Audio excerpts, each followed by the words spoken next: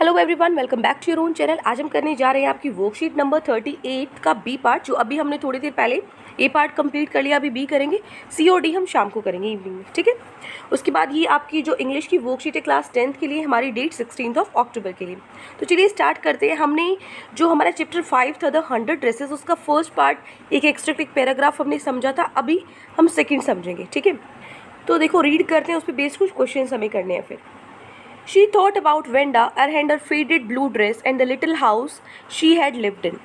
उन्होंने क्या सोचा? वेंडा के बारे में सोचा और उसकी जो ब्लू ड्रेस थी उसके बारे में, और जो छोटा सा घर जिसमें वो रहती थी। And she thought of the glowing picture those 100 dresses made all lined up in the classroom. और वो सारी की सारी पिक्चर्स जो उसने 100 ड्रेसेस जो बनाई थी, एक के बाद एक जो क्लासरूम में लगी हुई थी। At last Maddy set up in bed and pressed her forehead tight in her hands and really thought. एक लास्ट में क्या हुआ, जो मैडी है ना, वो बेड पर बैठी और अपना माथा है उसने टाइट जोर से पकड़ा अपने हाथों से, और वो सोच के मतलब गहराई से कुछ सोचने लगी। This war the hardest thinking she had ever done. ये सबसे मुश्किल ऐसी सबसे हार्डेस्ट थिंग थी जो वो सोची है उसने आज तक। आफ्टर अ लॉन्ग टाइम, बहुत ही देर बाद, बहुत समय बाद, she reached an important conclusion. उसने एक कंक्लूजन निकाला। She was never going to stand by and say nothing again, कि वो दोबारा से कभी भी ऐसे खड़े होकर ऐसा उसको कुछ भी नहीं बोलेगी। If she ever heard anybody picking on someone, अगर उसे लगा कोई और किसी और को परेशान कर रहा है, मजाक उड़ा रहा है, because they were funny looking, कि वो फनी दिखते हैं इसलिए, या फिर because they are strange name, या उनके नाम अजीब हैं, शी हैड स्पीक अप, या फिर अलग तरीके से बोलते हैं, तो वो उनको रोकेगी। Even if it meant losing Peggy's friendship, चाहे उसको पेगीज की फ्रेंडशिप भी इसके लिए क्यों ना तोड़नी पड़े। She had no way of making things right with the Wanda. अब उसके पास कोई तरीका नहीं था कि वो दोबारा से सब सही कर ले वेंडा के साथ। बट फ्रॉम नाउ, लेकिन आज से, she would never make anybody else that unhappy again. वो दोबारा से किसी को इतना नाखुश कभी नहीं करेंगे, ठीक है। चलिए अब हम चलते हैं हमारे क्वेश्चंस पे। सो फर्स्ट क्वेश्चन है, एमसीक्यूज आपको दिए हुए हैं। What was Maddie's thinking about? Maddie किस बारे में सोच रही थी? Wanda and faded blue dress के बारे में, ठीक है। Her little house in Boggins Height, उसका जो छोटा सा घर था बेगुइन्स हाइट्स में, वहाँ पे the execute 100 dresses displayed in the classroom, जो क्लास में उसकी जो 100 ड्रेसेस दिखाई गई थी उनके बारे में, या फिर ऑल ऑफ द अबव। तो वो किसके बारे में सोच रही थी? तो वो शुरू से लेके एंड तक हर चीज़ के बारे में सोच रही थी वो, ठीक है। तो यहाँ पे ऑल ऑफ द अबव आएगा, ये सारी चीज़ें उसने सोची थी, ठीक है। तो डी ऑप्शन आपका करेक्ट होगा क्वेश्चन नंबर 1 में।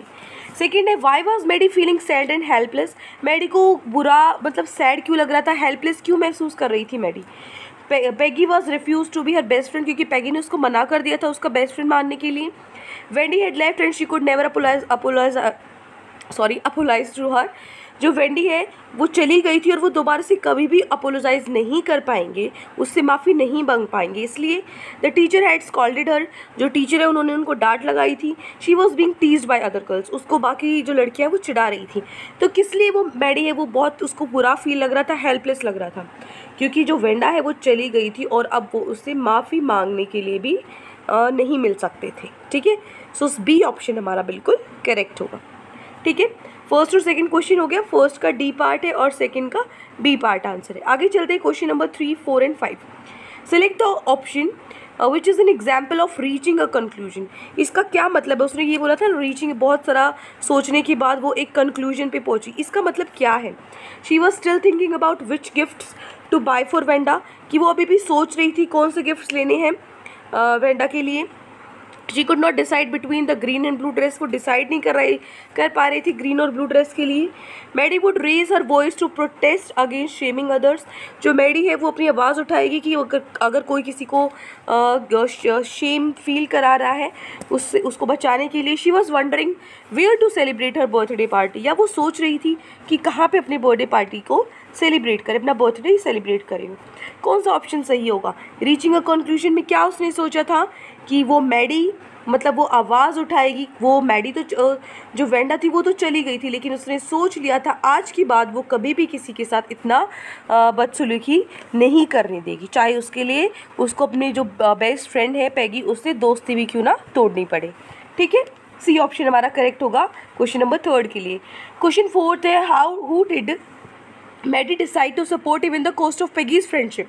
मैडी ने क्या डिसाइड किया कि Maddy decide to support even app की वो सपोर्ट करेगी किस कॉस्ट पे पैगी की फ्रेंडशिप को। Those who are bullied for looking different, कि जो अलग अलग मतलब जिनको चिढ़ाया जाता है कि वो अच्छे अलग तरीके के दिखते हैं, या फिर जिनको चिढ़ाया जाता है उनके स्ट्रेंज नाम से, अजीब नाम से। नाइदर ए और बी, दोनों में से कोई भी नहीं, या फिर बोथ ए एंड बी। तो किस चीज़ में उसने सोचा था कि कोई भी दोनों हो, बोथ ए एंड बी। या तो किसी को उसकी शक्ल पे चिढ़ाया जाए या उसके नाम से चिढ़ाया जाए, दोनों से ही, दोनों पे ही वो क्या करेगी, प्रोटेस्ट करेगी, अपनी आवाज़ उठाएगी और ये सब चीज़ें करने से बचाएगी। ठीक है, तो डी ऑप्शन हमारा करेक्ट होगा फोर्थ क्वेश्चन का।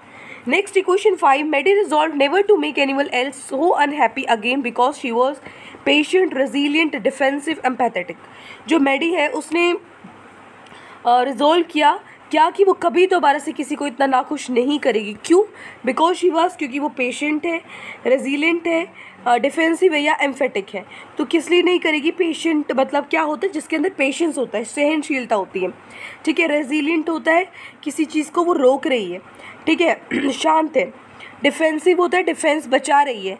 तो डी ऑप्शन क्या आएगा? एम्पैथेटिक। ठीक है ना, उसने क्या की थी? दया की थी कि कितना बुरा उसने सलूक किया, आगे से वो कभी नहीं करेंगे ऐसा किसी के साथ। ठीक है, क्वेश्चन 5। अब लास्ट क्वेश्चन है हमारा क्वेश्चन नंबर 6 कि 40 to 50 वर्ड्स पे आपको बताना है कि अपने लेटर में जो वेंडा है उसने अपने टीचर से पूछा कि एक ड्रेस वो देगी पैगी को और मैडी को। ठीक है, how did both the friends feel after looking at the drawings, कैसा उन दोनों को लगा ड्राइंग्स को देखने के बाद। तो देखो, पैगी एंड मेडी वांटेड टू से सॉरी फॉर देयर बिहेवियर, उनको लगा कि उसको अपने बिहेवियर, जो इतना गंदा व्यवहार उन्होंने किया है वेंडा के साथ, वो माफ़ी मांगना चाहते थे उसके लिए। They hope that Wanda would not have left the school city, वो ये आशा कर रही थी कि उसने वेंडा ने स्कूल ना छोड़ा हो, शहर ना छोड़ा हो, ताकि वो उसे मिल सकें उसके घर पे बॉगिन्स हाइट्स पे।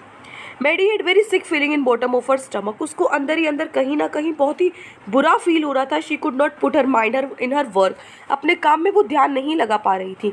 She thought that she was as bad as Peggy, उसको लगा था कि वो भी इतनी ही बुरी है जितनी पैगी है। बिकॉज शी नेवर स्टॉप्ड पैगी, क्योंकि उसने पैगी को भी कभी नहीं रोका फ्रॉम आस्किंग इंसल्टिंग क्वेश्चंस, कि इतने बुरे बुरे अपमानजनक क्वेश्चंस वो पूछती रही वेंडा से अबाउट ड्रेस, उसके ड्रेस के बारे में। दो she did not like that behaviour, जबकि उसको बिहेवियर पसंद नहीं था। ठीक है, तो ये है आपका क्वेश्चन नंबर 6। तो ये 6 क्वेश्चन आज आपकी वर्कशीट में गिवन थे। आई होप आपको अच्छे से समझ में आ गए हैं। कोई भी डाउट है किसी भी क्वेश्चन में, कमेंट सेक्शन में आप मुझसे पूछ सकते हो। और अगर आपको लेक्चर अच्छा लगे तो चैनल को सब्सक्राइब कर सकते हैं, वीडियो को लाइक कर सकते हैं। आज के लिए इतना ही, मिलते हैं नेक्स्ट वीडियो में। Till then take care, bye bye.